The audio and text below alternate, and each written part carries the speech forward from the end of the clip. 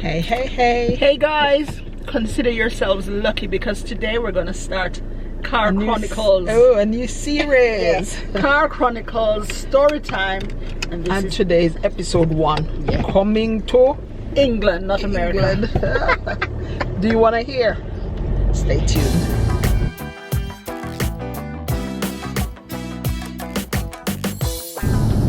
So, if you're new to our channel, welcome so much. My name is Joe. I'm Leisa.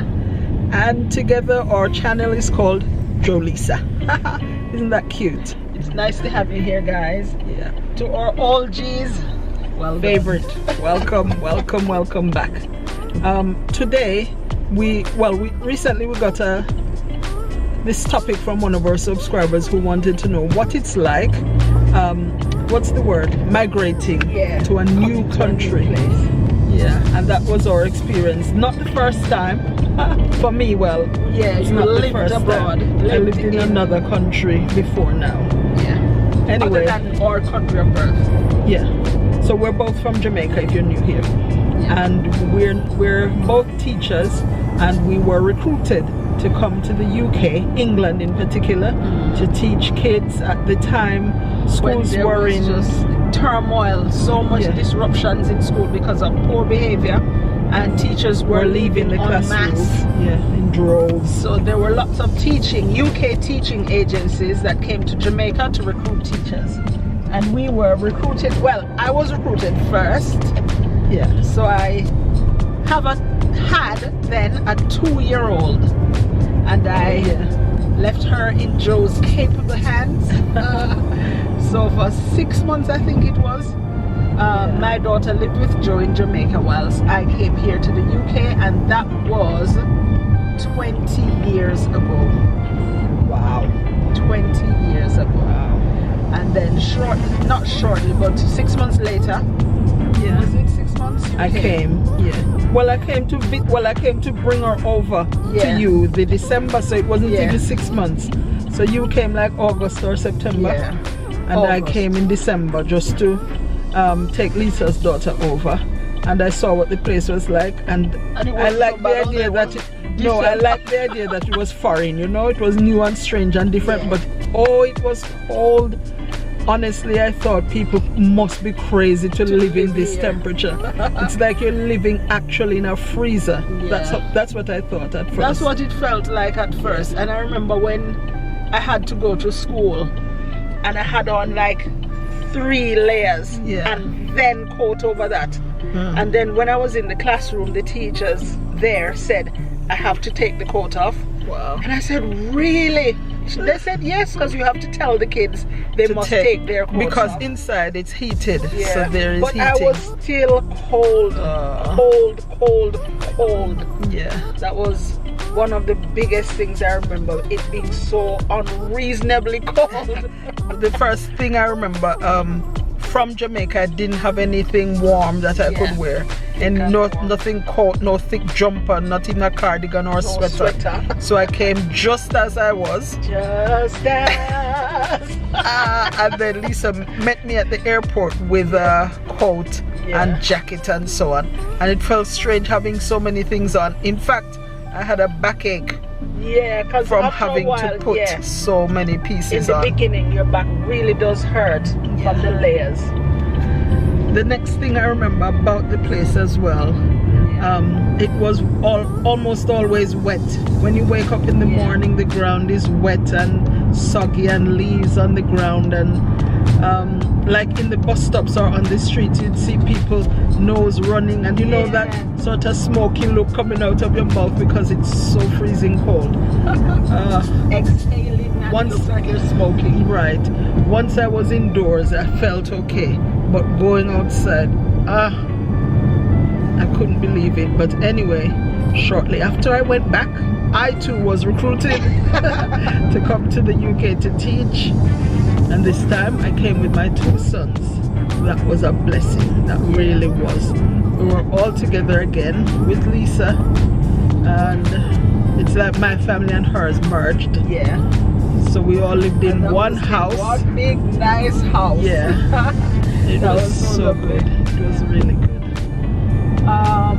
So what else would you like to know?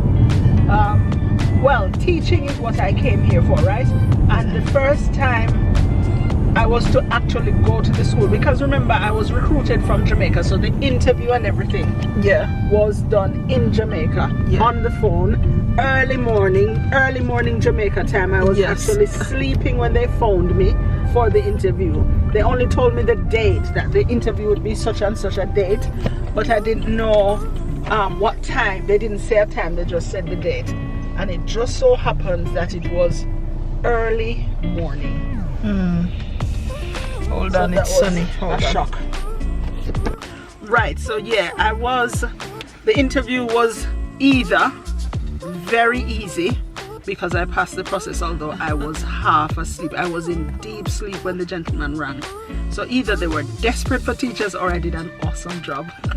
But I was recruited and I came.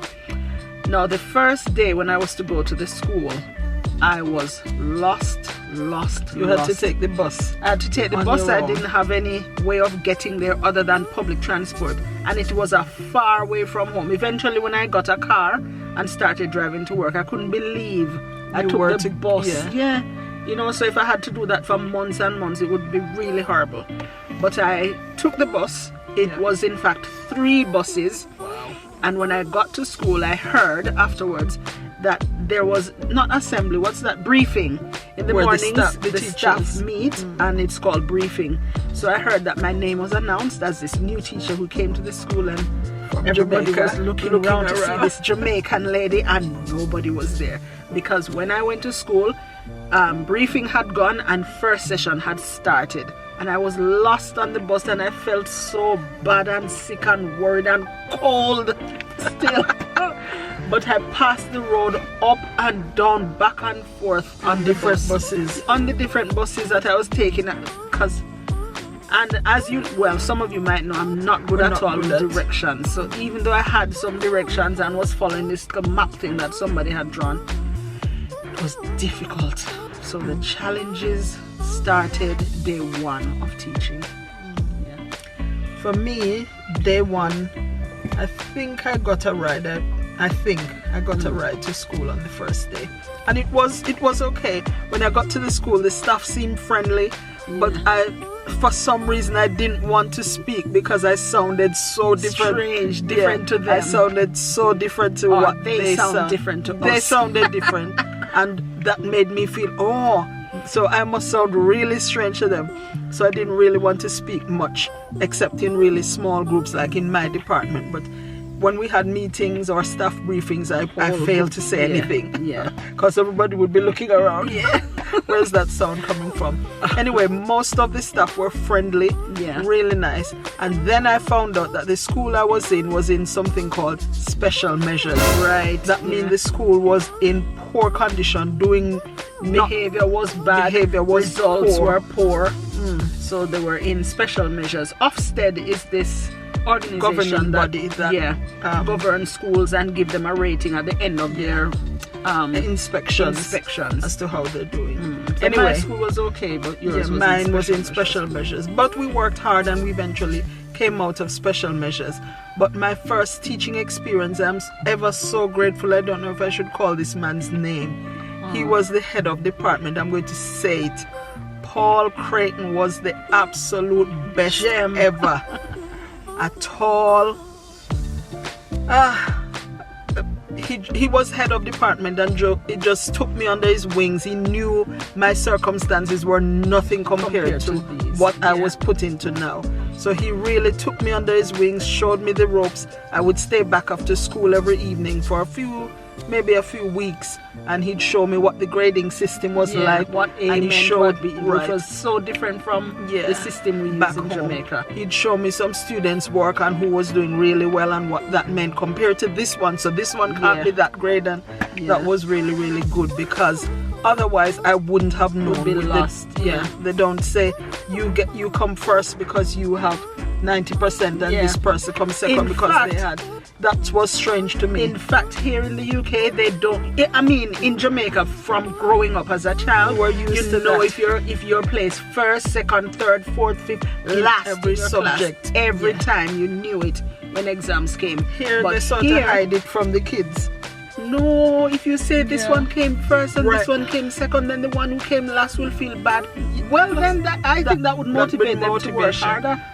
But they didn't have that, and that was one of the strange things. So maybe now we can talk about some of the strange things or the differences between the education system here and there. So that was one. Before we get to the education system, it was strange for me to look into so many colored eyes. Yeah, me too. In Jamaica, most people's eyes look like mine. Dark Most. brown or black. Yeah. But here But blue here and blue. green and grey. And it felt hard to look them in the eye.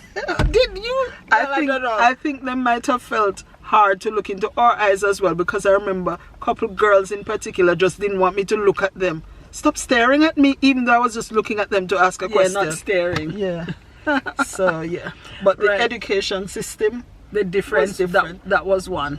I found them well equipped, very well equipped. Yeah. Even though my school was in special measures, the school was so well equipped with everything that we don't even have. Yeah. The kids at my school, at least, didn't even bring a bag. No. With their school Everything books. was supplied for them at school. Was at school. They Pen, don't come with pencil, pens. It was ruler, later years books that they started. The focus was on bringing your equipment to school, Yeah. equipment check and so on. But when we just came, everything was supplied kept to the at students school. at school. They didn't take anything home to revise. I found that Yes, so really homework, different. when you gave them homework, all you got back some little scraps of paper. Yeah. And I hated that so much. I love seeing neat, students, nice, well displayed work. I love that. but they didn't do that. No. Not at my school anyway. It was little scraps of paper, and after Yeah. a while I implemented. I showed them what I expected. The sheet of paper must be at least that size. Can be bigger, not smaller. They'd find any little thing. Yeah, and write it and Right. just fold it, shove it in their pocket because they bring it didn't to have a me. bag. No. And then bring it to school for So their that's one of the homework. things I'm pleased that I implemented. Yeah. Nice, decent homework. Show them the quality that you expect, and they brought that. Yeah. It took time to implement it, but it did happen. in the end. Eventually, everybody followed as well. Yeah. What Another else? big difference I found with the equipment. You know, if you have what we thought were practical subjects. Yeah. If you have a practical subject in Jamaica, you're expected to take all your equipment With you to school. To school. Well, these kids, I remember doing a food practical in Jamaica over and over and over, and you had to carry your mom's Pyrex dish to bake it in. Everything, your tea towel, every bit of it had to be taken from home. Well, these kids had everything for them on a silver platter, which leads on to my next point. Which I was- think too much is on a silver platter for the kids here. And they Too know much it. is just offered free, and they know it. I know that kids in Jamaica work well. In my days, I don't know about now. I don't live in Jamaica. I've lived here for 20 years. But kids in Jamaica in my time used to work hard because their parents struggled hard, and they appreciated and they the effort wanted that the to parents made. show their Yeah. appreciation for that hard work. But I think everything from the pen, the pencil, everything just come to them too free, too easy. Yeah. And even if they don't do well at school, I have found that they still manage to know. progress and get a house, A flat. and get Or some apartment somewhere. They start having kids, their own family. early. Yeah.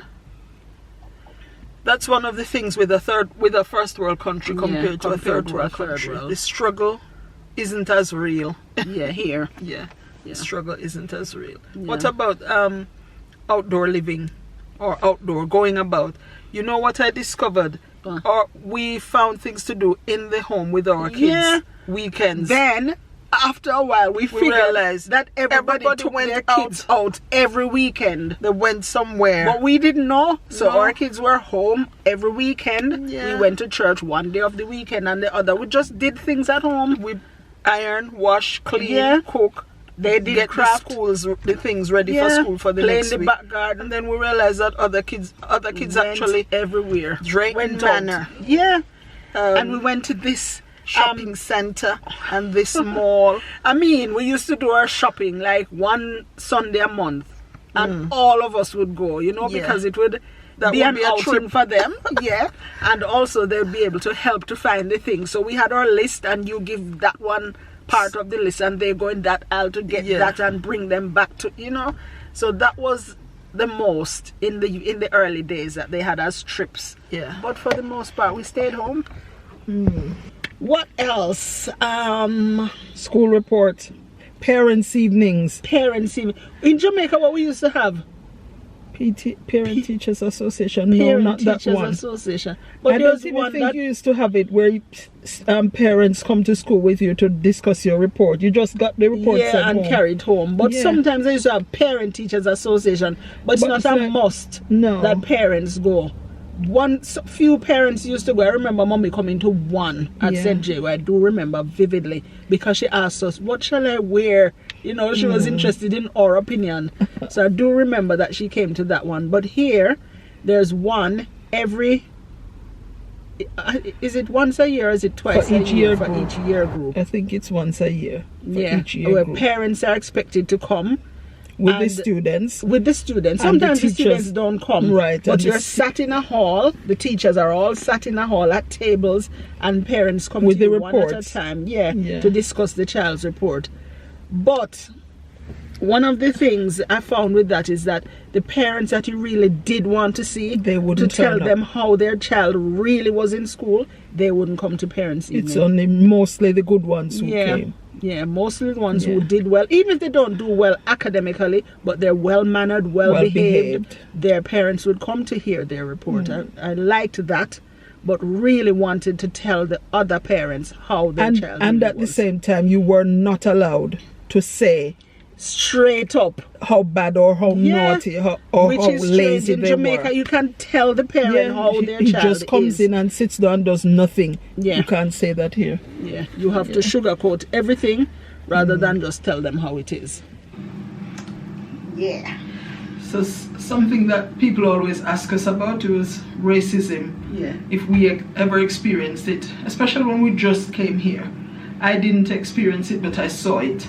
I remember one it firsthand from children at school, not staff, but children. Yeah, I did have one experience as well, where the boy was expelled, and I felt bad, even though I didn't do anything. But I really felt bad for him, because it perhaps is something that he learned at home and thought that was appropriate what he did, and he was eventually expelled. But I really wasn't happy that he was expelled. That he was expelled.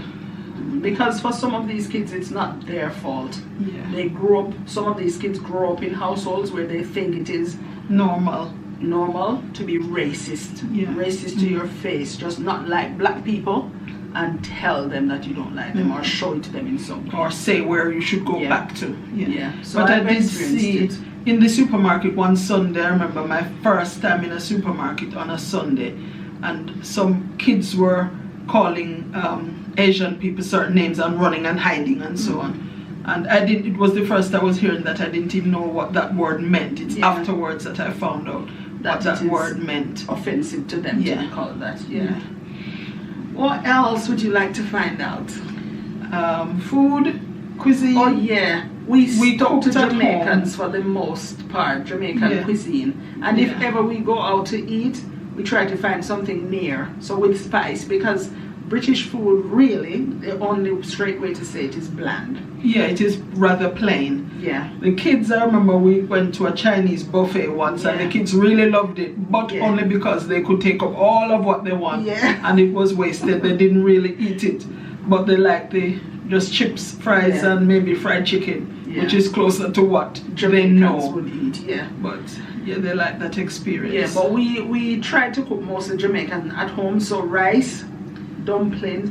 Only thing was we didn't know where to find. Right, it was hard to know where the Jamaican or Asian or Caribbean Indian or Caribbean ingredients were sold. Yeah, so that was one with the food. But at home we were okay. We cooked Jamaican. If we ever went out, like on a trip or so on, we had to bring our food, because whatever was sold, just wasn't up to our standard. And they ate lots of sandwiches, I found. And we are not bread people. But it was strange to me to see them putting, it's not real newspaper, but similar looking newsprint paper. Newsprint paper. Put the food on that, chips, and then sprinkling over with vinegar. That was We couldn't believe people thing. ate vinegar on fish and on chips. Yeah. But that was a British thing that we So got even accustomed to now- seeing, not to eating. No. We never had it. Even now, we have chips once in a while, but with salt, not vinegar. Church. Yeah, so yeah, from the very start, we have attended church, we have identified our church, had directions to get to there, been there, loved it. It was Love a our small family. church. Yeah, Yeah. a small church. Really, really small. Maybe less than 30 when I came anyway. Yeah. Less than 30 people each week, which was And small then enough it and grew cozy. and grew and grew, and we tried to implement some nice things that we were used to from our church back home in that church. In fact, they didn't used to have lunch. Nor afternoon program Right. much. And I remember we started doing that. Let's stay back for lunch. Let's bring our lunch and you Have bring a yours potluck and have lunch, potluck. yeah. And then that was afterwards, nice. let's have AY, which was The like, afternoon program, Yeah, continued. yeah. Worship continued in the afternoon, which is what we're used to back home. And So that's that what was the kids good. grew up with. I was blessed to know that the kids didn't lose that. Yeah. Yeah, I didn't know what would I do with them if they came home back, and just In the afternoon. So I was glad that we kept up with church, kept up with our faith. We're still faithful. We still have our faith, which is our backup. We can't do without it. So that's been good. Anything else? If there's anything else that you think we have left out from this European, well, this Coming to England. America, England, then ask us in the comments and we'll be sure to answer. But thank you so much for sticking with us for part 1 of Car Chronicles, which ended up in the bathroom. Well, usually we'll put part of it in the car, whether they start or middle or end. Yeah, You'll so see. part will be in the car. So look forward to more Car Chronicles. See you soon.